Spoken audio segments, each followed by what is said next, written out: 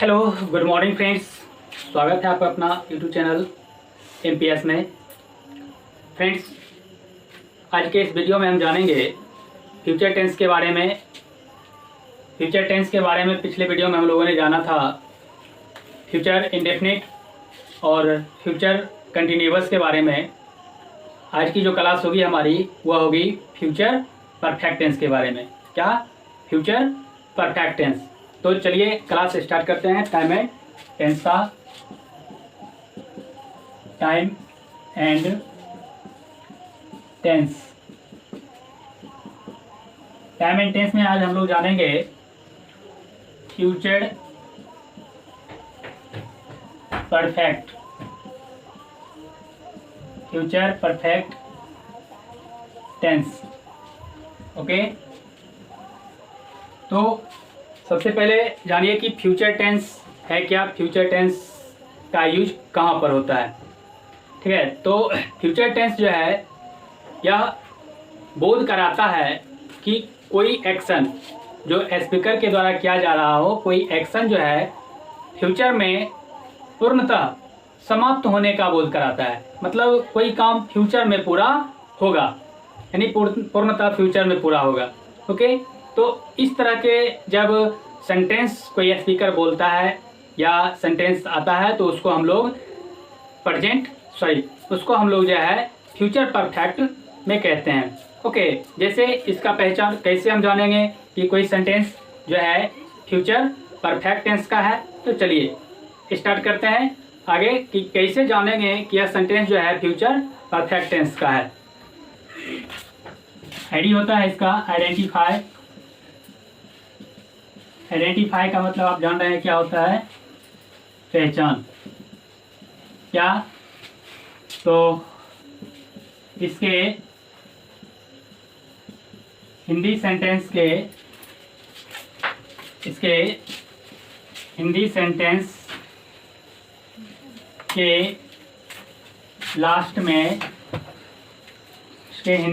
के लास्ट में चुका चुकी के साथ जो है गा, गे, गी या होगा, होंगे, होगा, होंगे, होगी इत्यादि लगा हुआ होता है। इत्यादि लगा हुआ होता है। अब देखिए, किसी हिंदी सेंटेंस के लास्ट में, चाहे कोई भी सेंटेंस हो जो हिंदी में हो, ठीक है, और हिंदी सेंटेंस के अंत में जो है क्या लगा हो? चुका, चुके, चुकी। इस समय से कोई एक वर्ड रहेगा और इसके साथ गा, गे, गी होगा या होगा, होंगे, होंगे। जैसे वह जा चुकेगा या जा चुका होगा या वह खेल चुकी होगी। तो इस तरह के सेंटेंस जब भी होंगे तो हम क्या समझेंगे कि वह जो सेंटेंस होगा वह होगा क्या? तो फ्यूचर परफेक्ट टेंस का।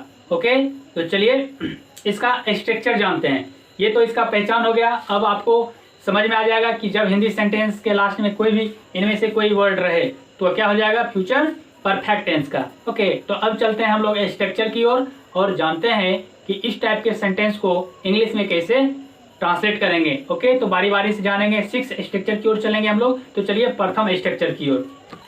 स्ट्रक्चर इंस्ट्रक्शन नंबर 1 जानेंगे। स्ट्रक्चर इंस्ट्रक्शन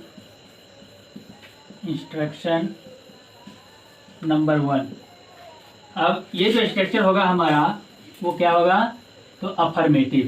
पहला स्ट्रक्चर क्या होता है? अफर्मेटिव। तो क्या लिखेंगे? सबसे पहले सब्जेक्ट, उसके बाद शैल और will plus have plus MP3 plus other word. ये क्या बना हमारा? स्ट्रक्चर, क्या सब्जेक्ट प्लस सेल या will plus have plus MP3 plus other word. Okay, चलिए कोई एग्जाम्पल बोलिए। कोई हम लोग सो चुकेंगे, सो चुकेंगे, या हम लोग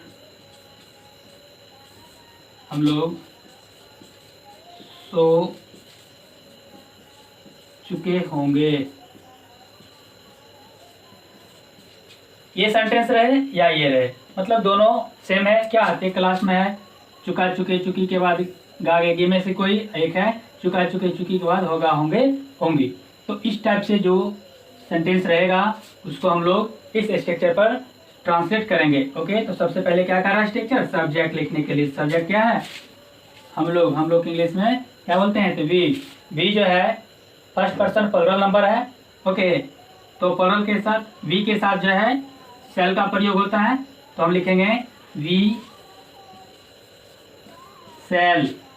उसके बाद हैव कांस्टेंट है, ये तो आएगा ही, ये क्या है कांस्टेंट है, चाहे सेल हो या विल हो, जस्ट उसके बाद हैव आएगा ही। तो लिख दिया हम लोगों ने क्या, हैव क्या बना, we cell have.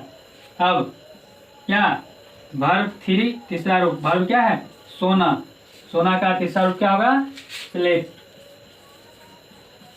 Other word भी है कुछ नहीं, तो यहीं पर स्टॉप कर देते हैं। क्या बन गया हमारा sentence, we shall have slept, we shall have slept, हम लोग सो चुके होंगे या हम लोग सो चुकेंगे। ओके, तो ये कैसा स्ट्रक्चर है, ये जो स्ट्रक्चर है हमारा, ये स्ट्रक्चर है अफर्मेटिव। क्या है, अफर्मेटिव स्ट्रक्चर है। ठीक है, चलिए ये तो अफर्मेटिव हो गया। अब हम इसका दूसरा स्ट्रक्चर की ओर चलते हैं। वो जो स्ट्रक्चर होगा हमारा वो होगा निगेटिव। क्या होगा, निगेटिव। तो चलिए दूसरे स्ट्रक्चर की ओर। दूसरा स्ट्रक्चर सब्जेक्ट प्लस सेल और विल, सब्जेक्ट प्लस सेल और will plus note plus have plus MP3 plus other word.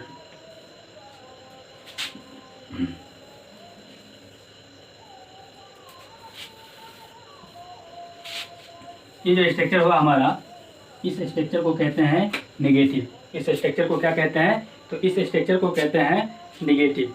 Okay, negative structure है हमारा ये। क्या है, नेगेटिव मतलब नकारात्मक स्ट्रक्चर। ओके, जैसे कि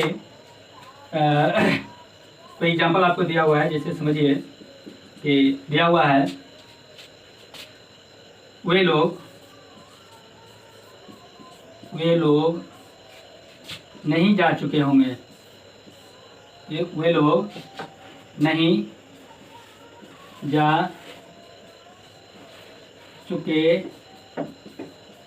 होंगे, वे लोग नहीं जा चुके होंगे। सेंटेंस क्या है, वे लोग नहीं जा चुके होंगे। ओके, तो स्ट्रक्चर क्या कर रहा है, इस टाइप के जब भी सेंटेंस रहे, ठीक है, नहीं आ गया मतलब नकारात्मक वाक्य। जब नकारात्मक वाक्य आ गया तो सबका एक एक स्ट्रक्चर होता है।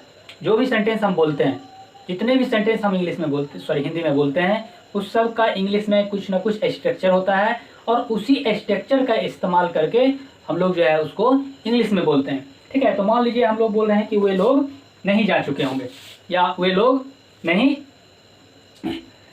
जा चुकेंगे।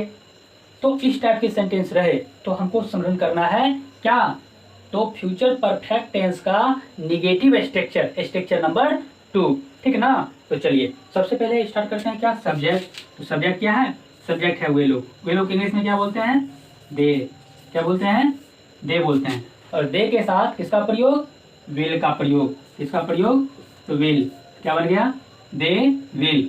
अब यहाँ आया नोट, निगेटिव है तो नोट कांस्टेंट है, नोट तो आएगा ही। ओके, तो नोट। उसके बाद हैव आप जानते हैं पहले से ही already compulsory. So we used not after have. Okay, and next MP3 main verb का तीसरा रूप। वर्ब क्या है? जाना। जाना को इंग्लिश में क्या बोलते हैं? गो। और गो का तीसरा रूप क्या होता है? गोन। अदर वर्ड कुछ है भी? यहाँ तक का काम खत्म। चलिए सेंटेंस पूरा हो गया हमारा। क्या बन गया? तो they will not have gone. They will not have gone. वे लोग नहीं जा चुके होंगे। क्या बन गया? वे लोग नहीं जा चुके होंगे। यदि आप इसका स्क्रीनशॉट लेना चाहते हैं तो ले लीजिए। पुनः हम लोग चलते हैं इसका तीसरा स्ट्रक्चर। स्ट्रक्चर नंबर 3 जो है वो होगा इंटेरोगेटिव। तो चलिए स्ट्रक्चर नंबर 3 होगा वो होगा, सबसे पहले हम लोग लिखेंगे शैल और विल, उसके बाद सब्जेक्ट, उसके बाद हैव, उसके बाद फिर लिखेंगे MP3, उसके बाद अदर वर्ड और लास्ट में क्वेश्चन मार्क चिन्ह डालेंगे। क्योंकि हमारा जो ये सेंटेंस बनेगा, इस स्ट्रक्चर पर जो सेंटेंस बनेगा वो सेंटेंस होगा इंटेरोगेटिव। ये कैसा स्ट्रक्चर है? इंटेरोगेटिव है स्ट्रक्चर। क्या है? इंटेरोगेटिव। ओके, ये जो स्ट्रक्चर है हमारा वो क्या है? इंटेरोगेटिव। क्या इंटेरोगेटिव सेंटेंस कैसे बनाएंगे? तो सबसे पहले हम लिखेंगे शैल या विल को। किसको लिखेंगे? शैल या विल को लिखेंगे अकॉर्डिंग टू सब्जेक्ट। सब्जेक्ट अनुसार शैल विल का प्रयोग करेंगे। उसके बाद जो है हम शैल का यूज करेंगे, सॉरी उसके बाद सब्जेक्ट का यूज करेंगे। उसके बाद हैव तो कांस्टेंट है, हैव आएगा ही। और उसके बाद जो है मेन वर्ब का तीसरा रूप। उसके बाद अदर वर्ड कोई है तो अदर वर्ड, और लास्ट में वर्ड का चिन्ह डालेंगे। ओके, तो चलिए इसका कोई एग्जाम्पल जानते हैं। एग्जाम्पल की ओर चलिए। ठीक है, तो एग्जाम्पल कोई बोलिए। जैसे जैसे क्या रामा वहाँ, क्या रामा वहाँ जा चुकी होगी। क्या रामा वहाँ जा चुकी होगी। सेंटेंस क्या बना? क्या रामा वहाँ जा चुकी होगी। ठीक ना। अब देखिए सबसे पहले करें शैल या विल का यूज करने के लिए। स्ट्रक्चर क्या बता रहा है हमको? शैल या विल का प्रयोग कीजिए। तो शैल या will according to subject. Subject क्या है? रामा। रामा क्या है? थर्ड पर्सन सिंगुलर नंबर है। इसके साथ क्या? विल का प्रयोग करेंगे। तो चलिए सबसे पहले हम लोगों ने यहाँ पर लिख दिया क्या? विल। उसके बाद सब्जेक्ट क्या? तो रामा। तो लिख दिया हमने रामा, विल रामा। क्या? हैव कांस्टेंट है, यहाँ पर लिख दिया है विल रामा हैव। और क्या है? तो जाना। जाना का तीसरा रूप क्या होगा? गोन। अदर वर्ड में क्या है? वहाँ, तो गोन देयर। और लास्ट में वर्ड का चिन्ह। सेंटेंस क्या बन गया हमारा? Will Rama have gone there. Will Rama have gone there. क्या रामा वहाँ जा चुकी होगी। ओके फ्रेंड्स, आपको समझ में आ रहा है ना? तो मैं आशा करता हूँ कि आपको अच्छी तरह समझ में आ रहा होगा। ओके, यदि आपको समझ में नहीं आ रहा होगा तो आप हमें कमेंट करके जो है हमसे सवाल जवाब कर सकते हैं। तो चलिए, ये तो तीसरा स्ट्रक्चर कंप्लीट हुआ। अब चलते हैं हम फोर्थ स्ट्रक्चर की ओर। फोर्थ स्ट्रक्चर जो होगा हमारा वो क्या होगा? तो वो होगा इंट्रोगेटिव निगेटिव। क्या होगा? Interrogative negative. ओके फ्रेंड्स, तो चलिए फोर्थ स्ट्रक्चर की ओर। फोर्थ स्ट्रक्चर की ओर चलते हैं। क्या? तो शैल और विल को पहले लिखेंगे, उसके बाद सब्जेक्ट लिखेंगे, उसके बाद नोट लिखेंगे, फिर उसके बाद हैव लिखेंगे, और फिर प्लस करके मेन वर्ब का तीसरा रूप, फिर अदर वर्ड और फिर वर्ड। ओके, यह हो गया हमारा कौन सा structure? Fourth structure. Fourth structure में कौन सा स्ट्रक्चर? तो फोर्थ स्ट्रक्चर जो हमारा हो रहा है, हम टेंस पढ़ते आ रहे हैं, सब टेंस में हम लोगों ने इस तरह के स्ट्रक्चर को पढ़ा। तो चौथा स्ट्रक्चर जो हमारा होता है वो हमेशा होता है इंट्रोगेटिव निगेटिव। क्या होता है? Interrogative negative. इंट्रोगेटिव निगेटिव होता है फोर्थ स्ट्रक्चर। ओके, तो कोई एक उदाहरण बोलिए। जैसे जैसे एग्जाम्पल लेते हैं। जैसे क्या क्या राधा, क्या राधा, क्या राधा वहाँ, क्या राधा वहाँ अंग्रेजी, क्या राधा वहाँ अंग्रेजी नहीं पढ़ चुकी होगी, पढ़ चुकी होगी। क्या सेंटेंस है हमारा? क्या राधा वहाँ अंग्रेजी नहीं पढ़ चुकी होगी? क्या राधा वहाँ अंग्रेजी नहीं पढ़ चुकी होगी? तो इस टाइप के फ्रेंड्स, इस टाइप के जो भी स्ट्रक्चर हो तो डायरेक्टली हमको समझना है ये सेंटेंस जो है वह फ्यूचर परफेक्ट टेंस का है, और फ्यूचर परफेक्ट टेंस में किस स्ट्रक्चर पर आधारित है। तो हम जानेंगे कि ये जो स्ट्रक्चर होगा, ये जो सेंटेंस होगा वह होगा फोर्थ स्ट्रक्चर। फोर्थ स्ट्रक्चर कौन सा? तो इंटरोगेटिव नेगेटिव। ओके, तो इंटरोगेटिव नेगेटिव स्ट्रक्चर कह क्या रहा है? तो कह रहा है क्या कि सबसे पहले सेल या will according to subject, subject के अनुसार सेल या विल। सब्जेक्ट क्या है? Radha, Radha third person singular number है, तो चलिए उसके साथ विल का प्रयोग, यहाँ पर हमने लिख दिया will. Subject Radha, will Radha, उसके बाद नेगेटिव है, नहीं लगा हुआ है तो नेगेटिव नोट कॉन्स्टेंट है, तो यहाँ लिख दिया नोट। उसके बाद हैव, तो आप जान ही रहे हैं कंपल्सरी है हैव। उसके बाद क्या? MV3 वर्ब क्या है? पढ़ना, पढ़ना का अंग्रेजी रीड है, रीड का तीसरा रूप रेड, रेड। अदर वर्ड में क्या? तो क्या कह रहा है? Will Radha not have read English,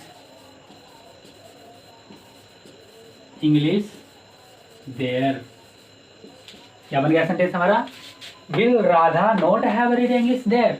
okay, तो फ्रेंड्स ये हमारा fourth structure interrogative negative complete हुआ। ठीक है, यदि आप इसका स्क्रीनशॉट लेना चाहते हैं तो ले लीजिए। अगला स्ट्रक्चर 5वें पर चलते हैं हम लोग। तो स्ट्रक्चर नंबर 5 पर चलते हैं।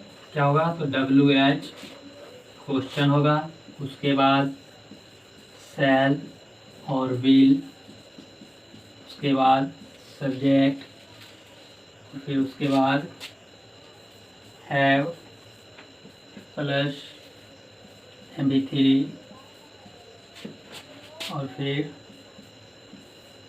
अदर वर्ड, और फिर लास्ट में क्वेश्चन मार्क्स डालेंगे। तो इस तरह से जो है हमारा जो स्ट्रक्चर बना, क्या तो स्ट्रक्चर हमारा बना WH क्वेश्चन। WH क्वेश्चन आप समझ रहे हैं कि WH क्वेश्चन होता क्या है? W और S से शुरू होने वाला वर्ड, मतलब जब क्या, कहाँ, कैसे, ये सब सेंटेंस के बीच में आए तो इस तरह के सेंटेंस को WH क्वेश्चन कहा जाता है। ठीक है, तो WH क्वेश्चन मार्क्स पहले लिखेंगे, उसके बाद according to subject shall will का प्रयोग करेंगे, फिर सब्जेक्ट का प्रयोग करेंगे, और उसके बाद हैव, और हैव के जस्ट बाद मेन वर्ब का तीसरा रूप, और उसके बाद अदर वर्ड, और फिर क्वेश्चन मार्क्स। ओके, इसको लास्ट में क्वेश्चन मार्क्स लिखना नहीं भूलेंगे। यदि ऐसा हम करते हैं, यदि भूल जाते हैं तो हमारा सेंटेंस बना बनाया रॉन्ग हो जाएगा। ठीक है ना, तो हमको इसको लेकर के ही चलना है। फर्स्ट 2 स्ट्रक्चर में नहीं डालना है, उसके बाद 3 स्ट्रक्चर से लास्ट में हमको क्वेश्चन मार्क्स डालना ही डालना है। ओके, तो चलिए ये हमारा स्ट्रक्चर हो गया, समझ में आया ना? तो चलिए कोई एग्जाम्पल बोलिए। चलिए एग्जाम्पल, एग्जाम्पल राम, राम वहाँ अंग्रेजी, राम वहाँ अंग्रेजी क्यों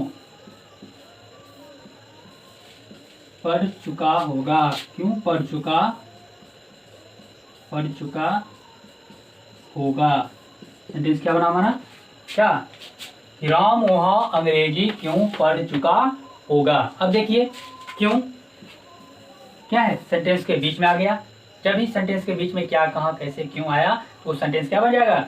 WH। ओके, तो सारे टेंस में हम लोगों ने यही पढ़ता आ रहा, नहीं यही पढ़ रहे हैं क्या? तो सबसे पहले WH वर्ड को पहले लिखेंगे। WH वर्ड क्या है? क्यों, तो क्यों की इंग्लिश में क्या बोलते हैं? बोलिए वाई। हाँ, क्यों को क्या बोलते हैं? वाई। उसके बाद शैल या विल, सब्जेक्ट क्या है? राम, राम के साथ विल का प्रयोग, because Ram is the third person singular number. Okay, तो वाई विल राम सब्जेक्ट, उसके बाद है, और फिर पढ़ना का अंग्रेजी रीड, रीड का तीसरा रूप रेड, क्या अदर वर्ड? इंग्लिश, इंग्लिश, और लास्ट में देयर, और उसके बाद वर्ड। ओके, तो सेंटेंस क्या बन गया हमारा? Why will Ram have read English there. Ram वहाँ अंग्रेजी क्यों पढ़ चुका होगा। फ्रेंड्स, इस टेंस के 5वें स्ट्रक्चर को हमने देखा। ओके, आप इसका स्क्रीनशॉट लेना चाहते हैं तो ले लीजिए, 1 सेकेंड का समय देता हूँ। पुनः हम चलते हैं इसके 6th एंड लास्ट स्ट्रक्चर की ओर। तो चलिए फ्रेंड्स, छठा स्ट्रक्चर, पांचवा तो हम लोगों ने देख लिया। छठा स्ट्रक्चर क्या था? WH क्वेश्चन, उसके बाद शैल विल, फिर सब्जेक्ट, सब्जेक्ट के बाद नोट और हैव से पहले नोट लिख देंगे, ठीक है। उसके बाद हैव, फिर MP3 प्लस अदर वर्ड, फिर वर्ड। तो 5वें स्ट्रक्चर में भी हम निगेटिव जोड़ देते हैं तो हो जाता है हमारा छठा स्ट्रक्चर। ओके, तो छठा स्ट्रक्चर समझ गए। अब इसका एग्जाम्पल, जैसे जैसे बोलते हैं हम लोग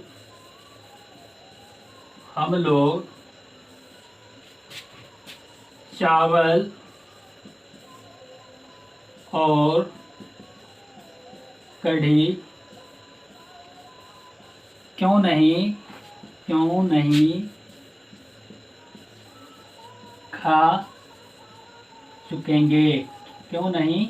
खा चुकेंगे, ओके। सेंटेंस क्या है हमारा? क्या तो हम लोग चावल और कढ़ी क्यों नहीं खा चुकेंगे, हम लोग चावल और कढ़ी क्यों नहीं खा चुकेंगे। तो आप जान रहे हैं सबसे पहले WH क्वेश्चन क्या है? क्यों। तो चलिए हम लोग यहाँ लिख देते हैं वाई के बाद सेल या विल, सब्जेक्ट वी के साथ सेल का प्रयोग यहाँ पर लिख दिया हम लोगों ने, सेल। उसके बाद सब्जेक्ट क्या? तो we, why shall we. Not है, नहीं लगा हुआ है, नोट कांस्टेंट है, आएगा नोट। उसके बाद हैव, फिर वर्ब क्या है? खाना का तीसरा रूप ईटन, ईट एट ईटन। हाँ, तो we have, why shall we not have eaten. Other word में क्या? चावल और कढ़ी, राइस एंड कढ़ी। ओके, तो क्या बन गया sentence? Why shall we not have eaten rice and kadhi, हम लोग चावल और कढ़ी क्यों नहीं खा चुकेंगे। ओके, तो फ्रेंड्स इस तरह से फ्यूचर परफेक्ट टेंस जो है कंप्लीट होता है, इसका 6 स्ट्रक्चर कंप्लीट होता है। फ्रेंड्स, आप इस वीडियो को बार बार देखें ताकि आपको जो है देखते देखते यह टेंस याद हो जाए। ओके, यदि आपको यह वीडियो अच्छा लगे ओके तो लाइक करें, कमेंट करें और शेयर करें, तथा हमारे इस YouTube चैनल पर आप नए हैं तो इस चैनल को सब्सक्राइब करें एवं बेल आइकन को दबा दें ताकि जो भी वीडियो मैं अपलोड करूं उसका नोटिफिकेशन सबसे पहले आप तक पहुंच जाए। ओके, तो चलिए पुनः हम मिलते हैं आपसे अगले वीडियो में, तब तक के लिए गुड बाय।